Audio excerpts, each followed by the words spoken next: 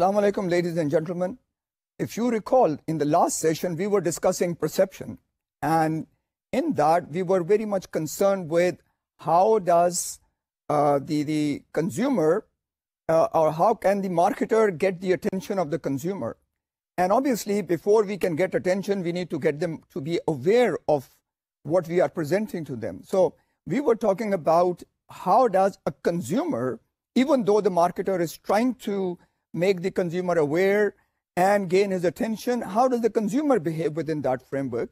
And we had come to this conclusion that because the consumer is bombarded or is being affected by a number of stimuli, therefore, there have to be some methods by which we should be able to draw our the attention of the consumer towards what we want to offer. Since we are interested in drawing attention, we had also suggested that there are some effects when stimuli is going to be, after having been organized, how would it be interpreted? And in that, we had suggested some frameworks within which a consumer tries to interpret all this information, and also suggested that even though interpretation may seem to the marketer as a very simple phenomena, but consumers normally tend to go through a number of concepts around there which help them to associate the message or the stimuli with what they believe or what they want to believe. Now, in this, we had suggested a few points. For example, we had suggested that there is something like a halo effect, which requires that the person will view the whole by just looking at a very small part of that whole. And we suggested implications of that was in terms of brand management, where one single good brand may have an impact on other products that are launched within that same framework. We also discussed some ideas about reaching some conclusions, which suggested that maybe the consumers are not fully aware of all the information and just jump to a conclusion because that is how they look at things, because they do not want to leave any gap in between. We had also suggested and mentioned the image or the positioning of the stimuli in terms of the background and in the foreground, so that these things can stand out, and then from there on, they should be able to pay close attention to the areas that we want to focus in terms of the advertisement. And most of this perceptual frames we had were discussing from the point of view of how the marketer would offer his product to the consumer. That was just one aspect of it. And you remember, from the very beginning, we had been suggesting that marketing strategies, there are three major frameworks, which are what we call the method of segmenting, the method of targeting, and then the method of positioning the product.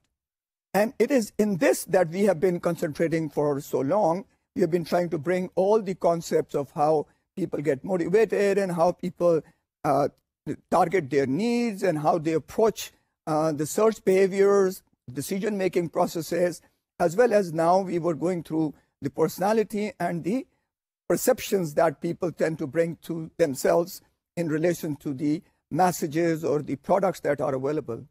Now, obviously, therefore, positioning becomes a critical aspect. And in this, what we are going to suggest is, what is basically positioning? Now, for understand it very simply, positioning is a method by which a marketer tries to place his product in a favorable position among all the other products that are located and which provide same need-satisfying features. It's a little difficult to understand because actually it is all intangible things that are working here now. There is nothing very strong, concrete to be able to suggest this understanding. But if you recall the clip that we had shown you last time, and we had shown you the number of products located on the shelves within one product category, for example, soap. Now, there could be a number of soaps around there, each trying to capture the attention of the consumer. What do they do? What kind of color is it? Where is it positioned on the shelf? Is it at eye level? Is it below the eye level? Is it higher than the eye level? All these have an impact on the way a product will be perceived or positioned by the marketer. Please remember that there are 2 points here. The positioning is done by the marketer, and perception is the place what happens in the mind of the consumer. So unless there is a very strong match between the position that the marketer is suggesting and the way it is being perceived by the consumer, there will be always a gap. And it is this gap which creates distractions, which also creates the what I call a failure of the product. So positioning becomes therefore an important concept to understand and conceptualize. Now, like I said, positioning is the way you position your product in a favorable manner in comparison to all the other products that are available in the same category. Or therefore, if I were to say that it's a kind of an image that the marketer tries to produce in the mind of the consumer, it will not be very far wrong, because exactly what we are doing, we are actually going to try and position the product in the mind of the consumer in relation to the competitors' products which are already there in the market. Now, once we have understood this, we should understand what are the methods of positioning, how do you position it, what are the reactions from the market. Not only that, we should also be able to understand the importance and significance as far as the marketing area is concerned, and how or why would we actually change the position once we have achieved the position. Why do we need to change the position? You will see some products have been positioned in a particular manner, and then over a period of time, given things happening in the market, dependent maybe on the marketing conditions, maybe the competitive positioning, maybe the change in the attitudes and the value systems, you may like to, without changing the features, you might like to change and reposition the product. So these are the concepts that we will be trying to cover today. Now, once again, we will like to see the importance of positioning in terms of what are the impacts that happens if there is a good position. If it is successful, what will be happening is that you will be able to, or the marketer will be able to communicate a unique image in the mind of the consumer. And if we recall the marketing lectures previous, we will find that we marketers need to differentiate the product from the competitors. And if you can create a unique position in the mind of the consumer regarding the product, then obviously you are successful. But remember that I said, depends on 2 things. The consumer is going to perceive it in a particular form. He may perceive it as unique, but if it does not fit with his own ideal position that he wants or the ideal product that he's looking for, we have a problem and we have a failure. On the other side, if that unique position, which is obviously a differentiated position, is created and it is also fits with the consumer's requirements, then we have success. And success would obviously make the consumer loyal, and that is the final target of any marketer. That means he should be able to have a consumer or a person who buys his product through loyalty, and rather than a person who he will try and acquire from the competitors. That's a little costlier, as we have discussed previously. Now, how can we position the products? 2 major areas is very simple to understand. One is to offer a feature. For example, if we are selling an air conditioner, we can always sell कि ये कमरे को 16 degree तक cool कर सकता है. Now, this is the feature. Feature is that 16 degrees cooling can take place by using this product. On the other side of the picture, we can offer a benefit. Benefit is ये आपको आराम पहुंचाएगा. Yani the room would be comfortable. You will be comfortable. Now, there is a difference between the 2. One targets the features, while the other area, we are targeting a benefit which is being provided from our product. Remember again that it is very simple that 2 products may be able to give the same feature. So how should the consumer then differentiate between the 2? The only method he can differentiate is if you are giving him a unique benefit which he wants or may have not been aware of, and you can create that awareness. And we will look at certain tools, particularly the perceptual mapping area, where we can find or locate those points which may be of benefit to the consumer, but he may not be aware of it. And then we can actually find this location through the statistical methodologies or research methods, and we can then be able to position ourselves right targeted into those areas which would be unique in terms of the benefits provided. I'll just give you an example of an air conditioner. One says 60-degree cooling karega, dusra aramdeh karega. That makes a big difference. Similarly, there is an example of, let's say, Nutrigrain is a kind of a eatable, just like a cereal. Now, it is positioned particularly as alternative to snacks. So this Nutrigrain is positioned for against the breakfast products like cereals and all of the other kinds that we are available. But we have another product which has got more or less the same features like Nutrigrain has. It is known as Balance. And Balance has been positioned for an energy pickup. For example, if throughout the day people are getting tired, so after or in the late afternoon, you need a little bit of an energy boost. So they have positioned themselves as energy booster, whereas Nutrigrain has positioned itself as an alternative to breakfast cereals, which according to them we might call snacks. You know, you can have them so at the breakfast time, and we need to bring this logic in. Now, this was two aspects that we discussed, the concept of using them in different forms. You can feature them or you can provide benefits. But basically, we can have positioning done in a number of ways. One thing that we need to remember, as I mentioned a little back, that once Nutrigrain tried to put itself as an alternative to snacks and breakfast cereals, etc., it automatically generated itself as a competitor to these other products. So we must remember that the minute we go into a positioning frame, we automatically also select our competitors in the market. If I would be putting myself, let's say, in terms of Nutrigrain as an alternative to cereal, then I am going to compete against all cereal products that are, or all breakfast products that are available. Whereas Balance has gone into the afternoon snack kind of a thing, and therefore every other product that we might use, like biscuits and so on and so forth, or tea, or whatever you have, and then I have positioned myself as a competitor to those kind of products.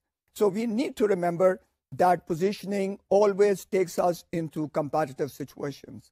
And therefore, when we decide where to position, how to position, we must be aware that the minute we position ourselves, we will find a competitor who will be against us. Now, a good example of positioning is by actually challenging the competitor. An example, a very good example of this ad is 7-Up. It called itself the Uncola.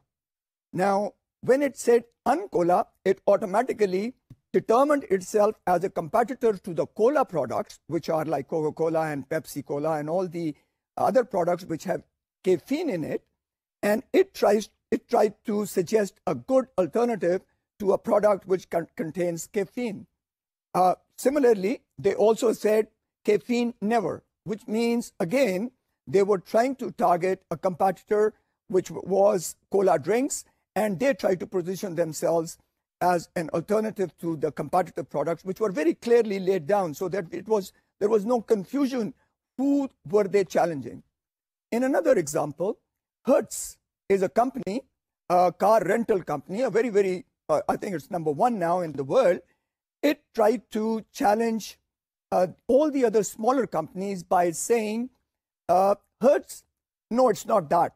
The reason why they were trying to suggest that kind of a language was that they were trying to say Hertz is totally different. And even if people try to provide similar facilities, it still will not be Hertz. Now, there is another company called Avis, AVIS, as you can see on the board.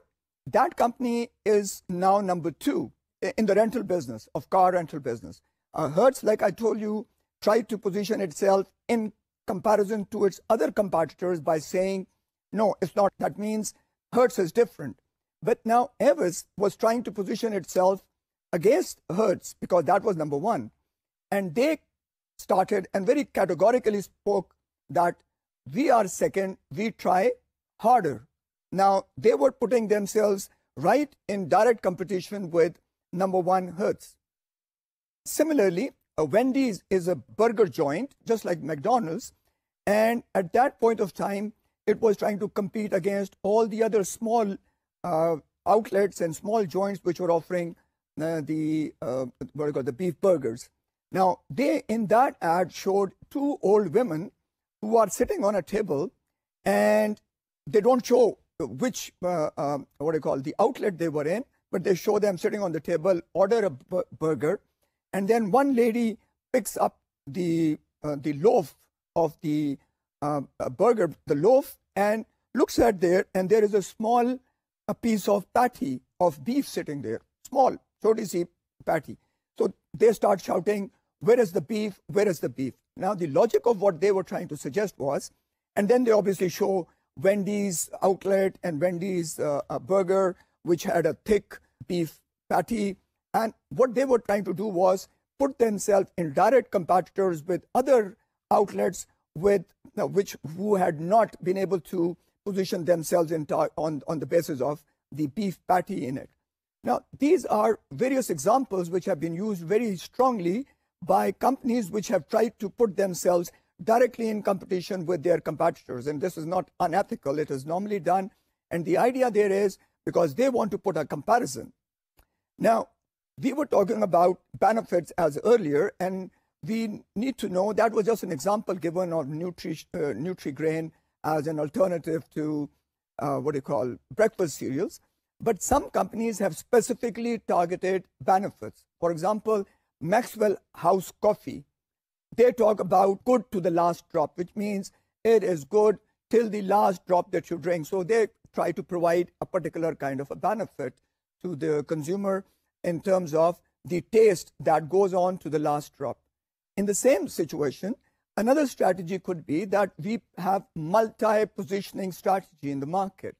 Now, multi-positioning strategy would suggest that we have a number of segments and the same product is positioned in all of them with different positioning strategies involved in it. This is a very dangerous or a difficult strategy to successfully launch. Why? Because sometimes people get confused. If somebody is moving between the segments, they can get confused because in one segment area, they are listening to a different message, different communication system. And in the other one, they are looking at a different thing, though the product and the features remain the same. So there is a difficult situation. Why? Because when we have multi-channel distribution strategy, this positioning can take place.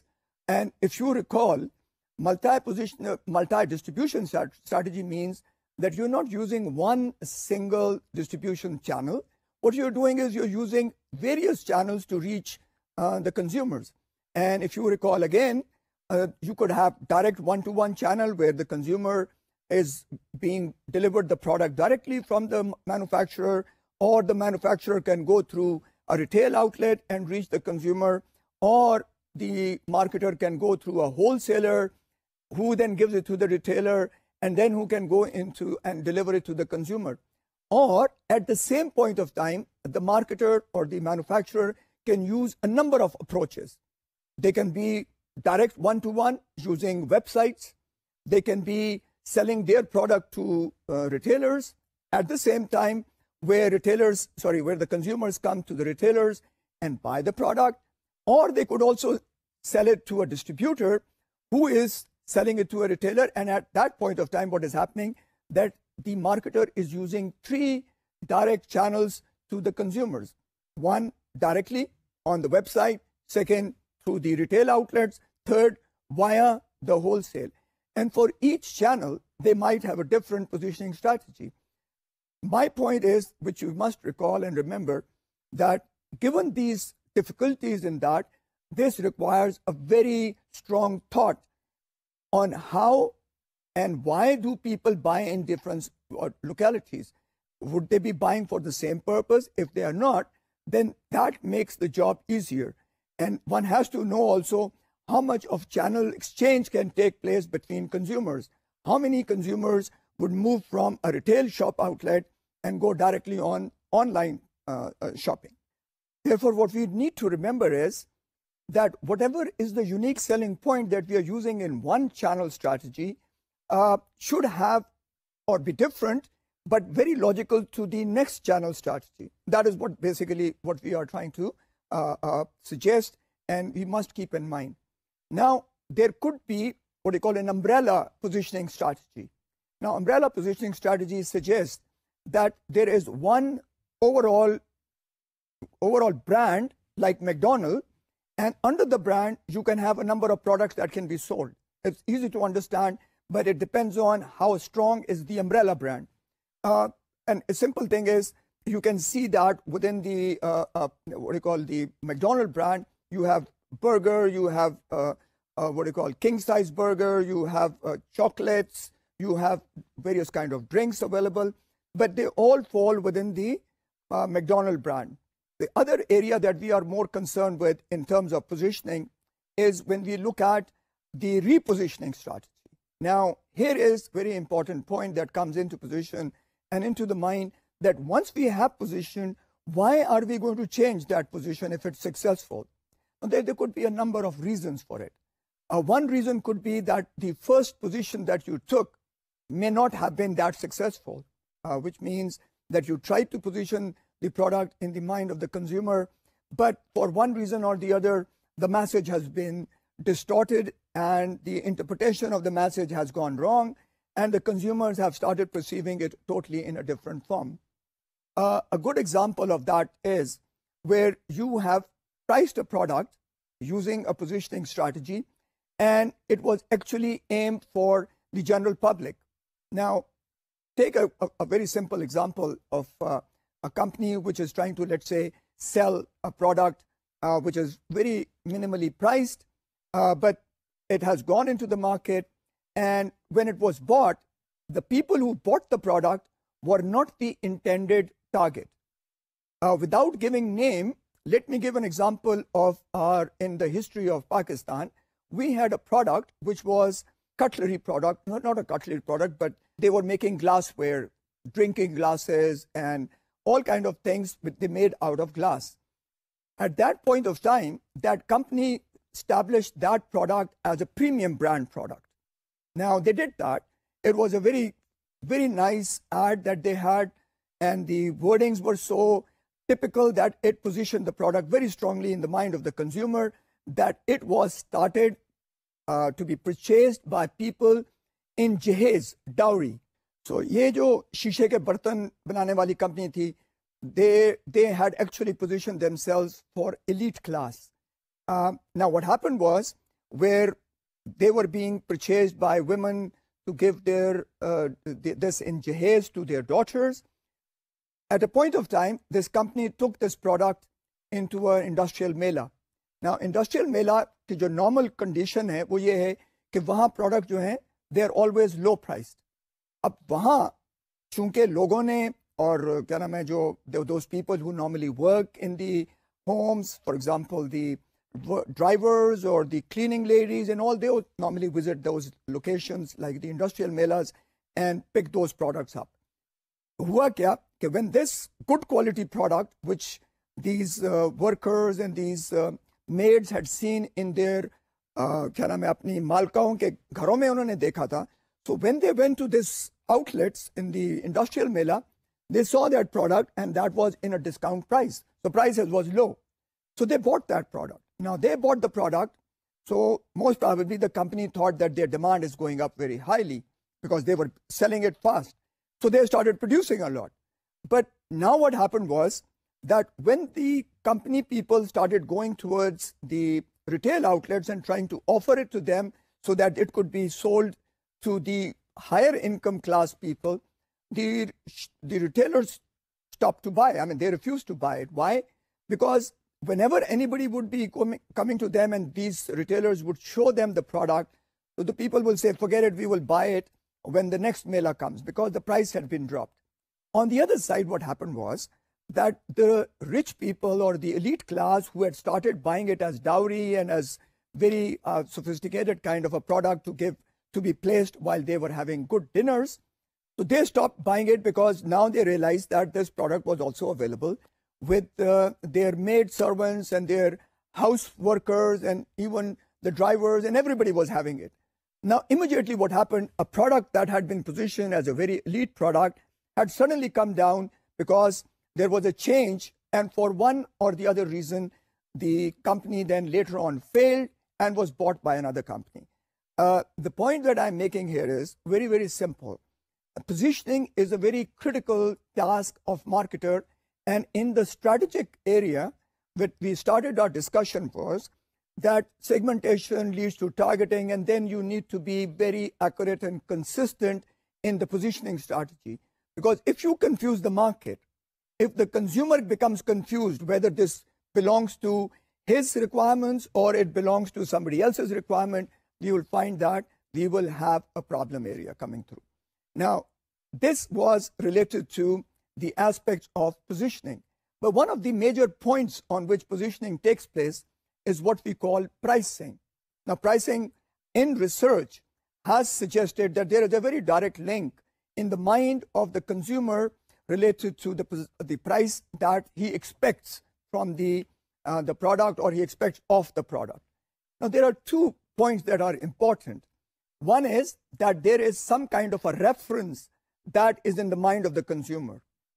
This reference can be internal or external. And we need to be, as marketers, be very clear कि ये जो referral point है उसके ज़हन में, in comparison to the actual price, वो किस चीज़ से उसको relate करता है, उसको benchmark किससे करता है.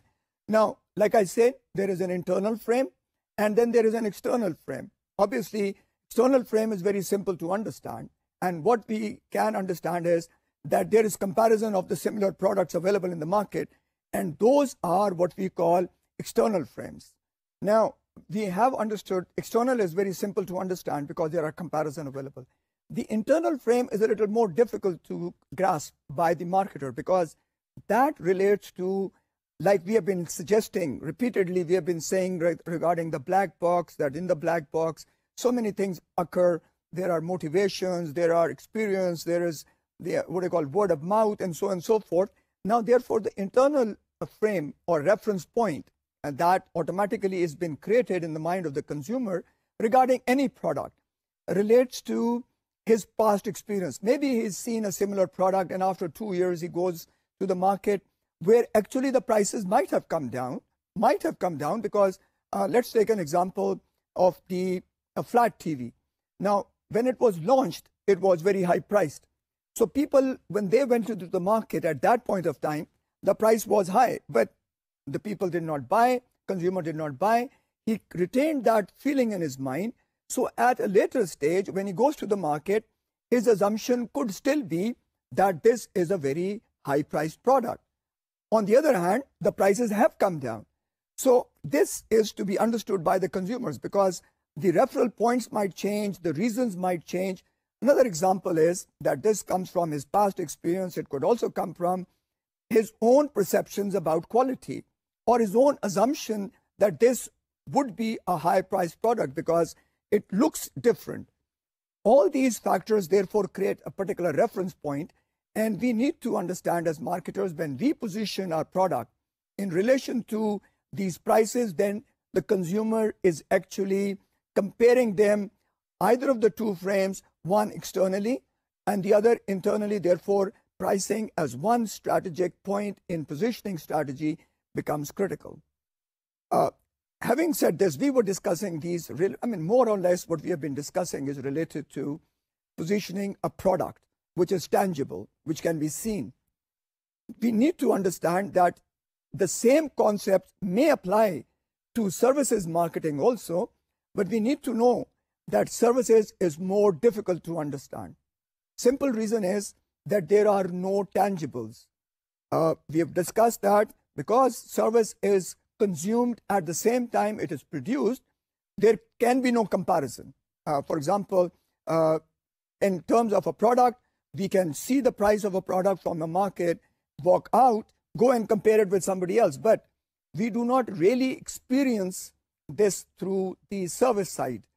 What happens is somebody can tell you that this service will cost you this much, but then the consumption you would never know, and therefore there is no specific logical comparative point between two companies providing similar services. That becomes a little bit of a difficult situation. And services marketing therefore needs a totally different framework to be able to bring this positioning into the mind of the consumer. Normally what is suggested is that the services which are totally intangible, there has to be a method by which tangibility can be created in terms of that people should be able to sense it. Now, people, when they are looking at services, they do not look at a delivery at a point of time, but before the delivery takes place, they try to get what we will call surrogate cues. Cues means some indicators of what kind of service there is. And that is why what we find is that if we go into a doctor's office, or the way the doctor's office is laid out, in the doctor's office, you will normally find a number of degrees put down there, the number of photographs of the doctor meeting or doing some attending some seminars and so on and so forth. What is the services marketer doing? He's trying to bring tangibility before the experience can be taken care of. So he is trying to create an ambience around that place. In the similar form, if you recall, you go to a hotel or you go to a restaurant, you will find normally rights of admission reserved. Now, why is that? Why would a warning be given that the rights of admission is reserved? Because it has been researched that even customers within a system have or create an impact on the new customer moving in. So companies sometimes try to create a surrounding and environment which will try and project the kind of service that should be expected out of the system. In other words, when we are trying to position services, it requires a little bit more diligence and more understanding of what the consumer expects from us. Now, having talked about these areas both for the product and we will be coming to a point we will be discussing another aspect, which is quality, where we will take a little bit more in-depth view of how quality is perceived in terms of services. But before we do that, let's look at how do we find, because remember we said that whenever a position is taken, whenever a company tries to position itself, it normally will find some kind of competitor in the situation. Therefore, whenever you position, you will be hitting some competitor. Would you like to do that? That will be the question that is very important. However, there is a method by which one can locate a point which has not been positioned in, or no competitor has been able to position itself in that particular area. Now, this area is called the perceptual mapping area. What we are doing is that we are trying to locate in the mind of the consumer and see how does he see various products located in his mental space. Now, it's a little hypothetical sort of a situation which should be understood, and that is that if we look at the brain or the view or the mind as a space, and we can locate different products in that space. Now, what we are doing here is we are trying to create an imaginary mind and locate all the products related to something. Because when you locate something, it has to have some relationship. For example, one criteria could be what we call the price of the product.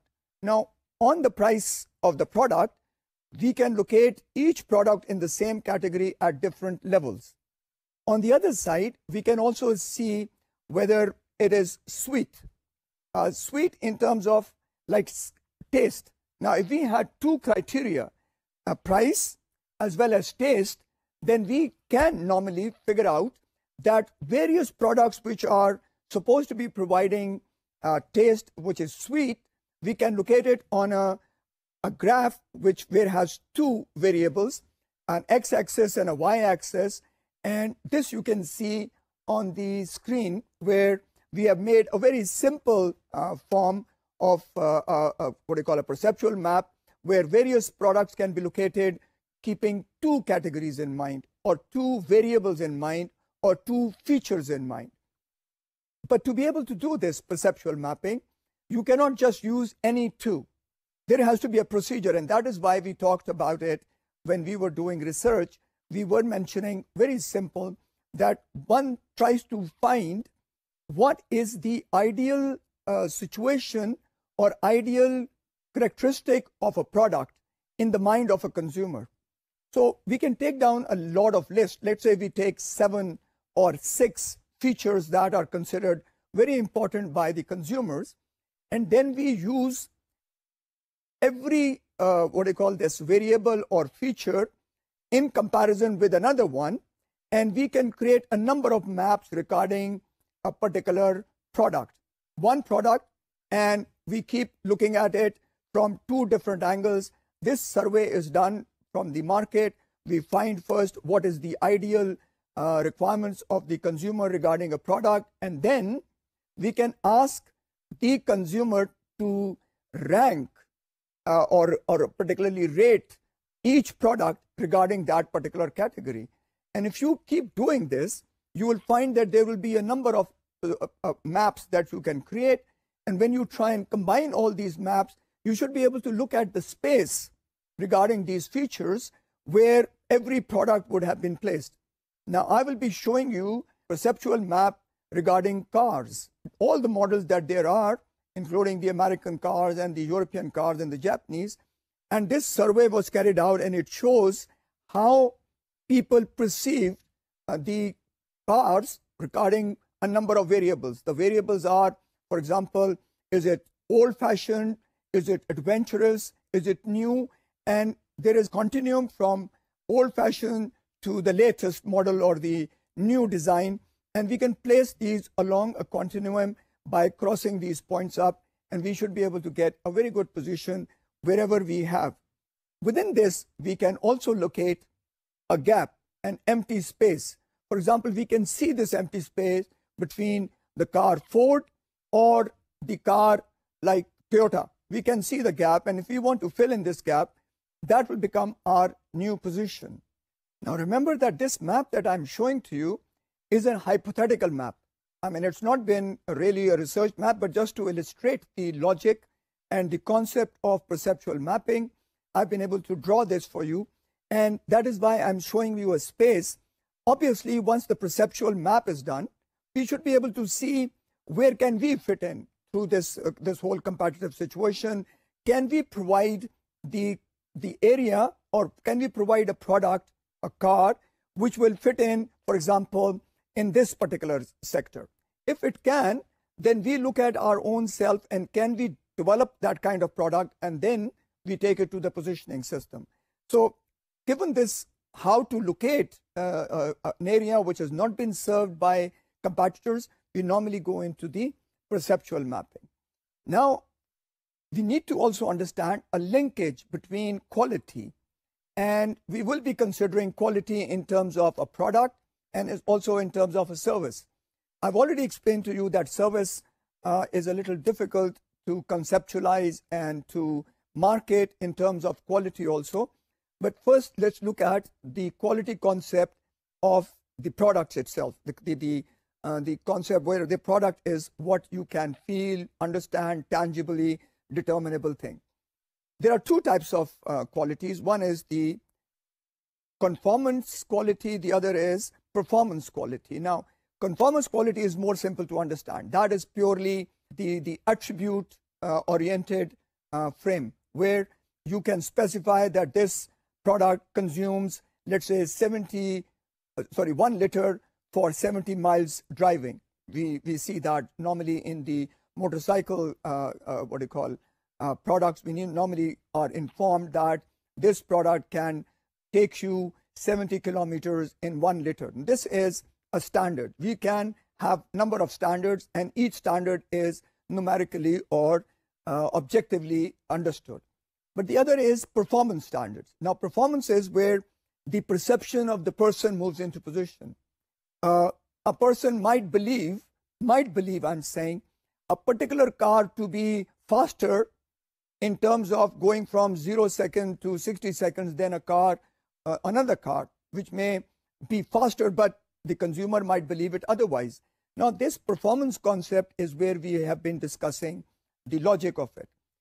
This particular area becomes more difficult when we are looking at a service. Now, service quality is very difficult to contemplate or understand because it's totally interaction between two people, the giver of the service and the user of the service. So it becomes a little bit more difficult. However, there is a model which has been now used very extensively to determine various kinds of quality, services being provided, and how do you measure this quality service. The basic problems, and that is what we like to focus on. If you again look at the model, you will be able to see that there are certain conditions which we call the gaps. And this is, I'm talking now of purely from quality estimation, and why does quality vary in terms of a consumer, particularly in the services. The first fact is that we have to understand the definition of services, where we have said that it is intangible, it cannot be stored, it is not you cannot keep repeatedly performing in the same form, therefore it is variable, a very highly variable thing, because it depends on the deliverer of the person at a point of time. And given these 3 or 4 features of services, there is an issue. And the issue is, if you look at the gaps that can be created in the service quality, we should be able to understand why does this gap occur and how can we fill this gap up. Here is where the issue starts from.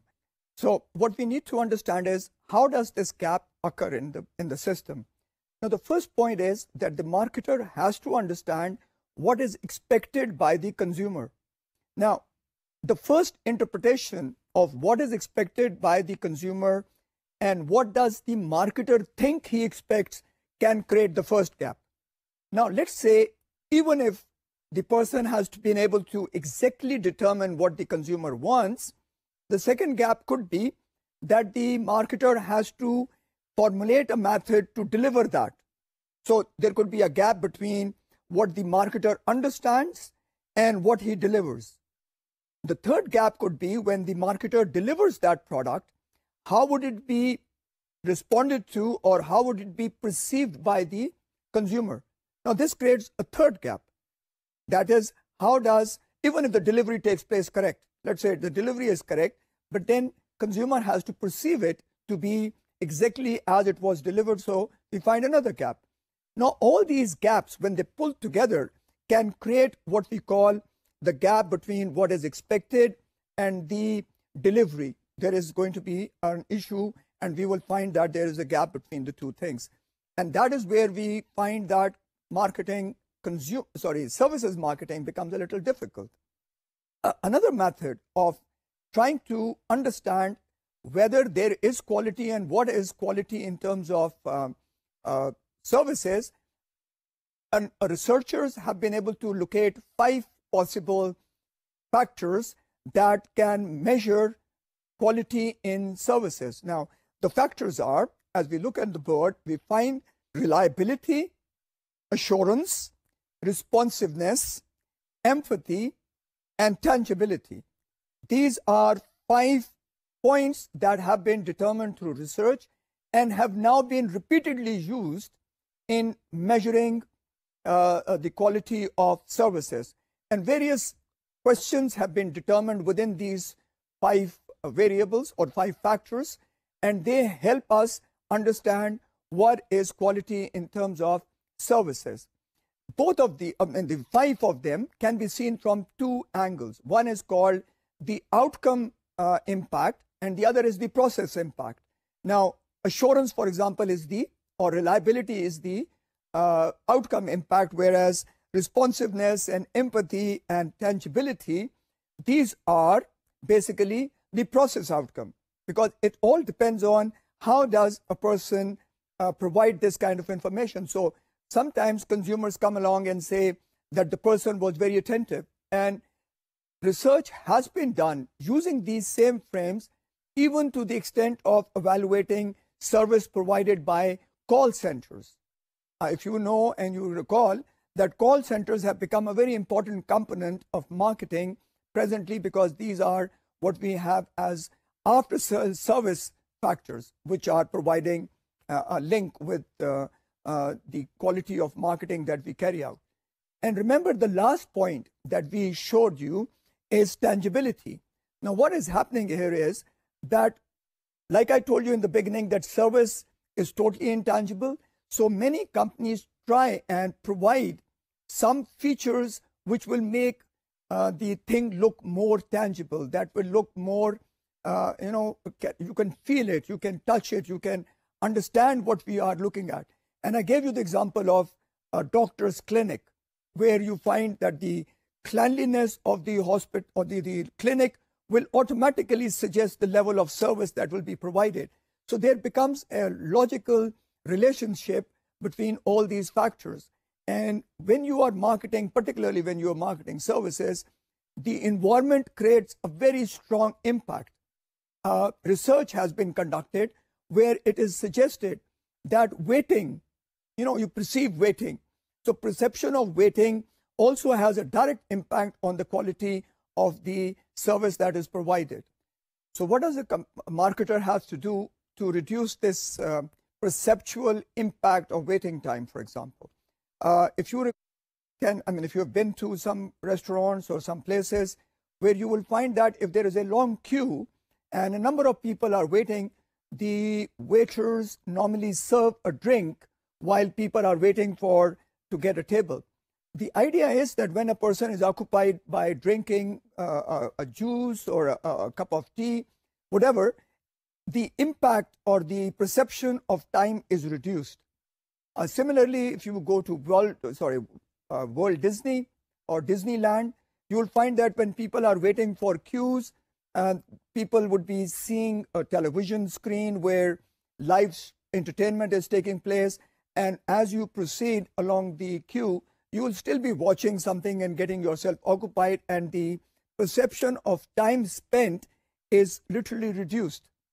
Now, there was important areas which have an impact on the perceived quality.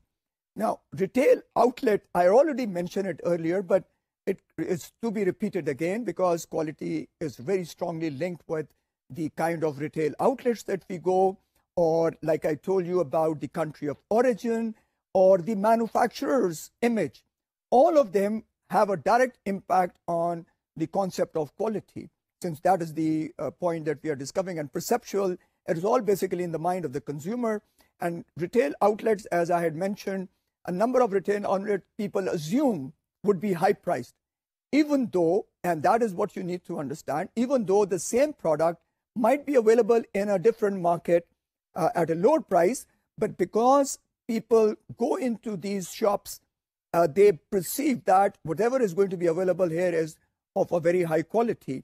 And a typical example could be products which are available at Anarkali, and you go to a very high classy kind of outlet, you will find the same product but would be a higher price. And people will not even mind paying that higher price because they also perceptually understand that this place is of a high quality, therefore high quality people or high class people go there, and therefore price is going to be a little higher. The same concept is normally linked with the manufacturer's image. If a manufacturer is perceived to be of high quality, then all products that are produced would typically be considered of a high quality, even though it may be defective, but because the perception of the consumer is that this manufacturer is of a high standard, it will be of a higher standard. Now, finally, we also discussed like the country of origin concept, where we suggested that even manufacturing taken place, let's say a manufacturing done in Thailand, will be considered differently for the same brand than a product produced in Japan, For example, we can see that there are a number of products or same brands rather, are being produced in Japan, are being produced in China, are being produced in Thailand, are being produced in Malaysia. And people tend to have different, different perceptions of qualities of the same brand in different countries. If you go to the market, you will find that, particularly if you go to the high electronic market, you will find that a person will tell you that this brand is costlier, even though it's exactly the same specification that comes from Thailand. So that is where we discussed the kind of perceptual quality framework that interacts with the kind of the product that we have. Now, we are drawing to the close of our lecture. Therefore, rather than go to the next topic, which obviously would be the reasons for repositioning, we'll take it up before we continue in the next lecture. But at the end, let me just quickly recapitulate what we have discussed. We have been talking today about perceptions, and we have come to the concept of positioning, which is the outcome of perceptions that we have been discussing up till now. And in this positioning area, we have talked about perceptual mapping to locate new areas where we can position ourselves. We've already seen what are the different impacts that take place on perceptions, including the image of the manufacturer, the image of the retail outlet, the time frames, the services marketing, the product marketing, and so on and so forth. Now, the next session we will be picking up a little bit before we finish this topic totally is going to be, why do we have to reposition the product? Okay, take care. Allah Hafiz.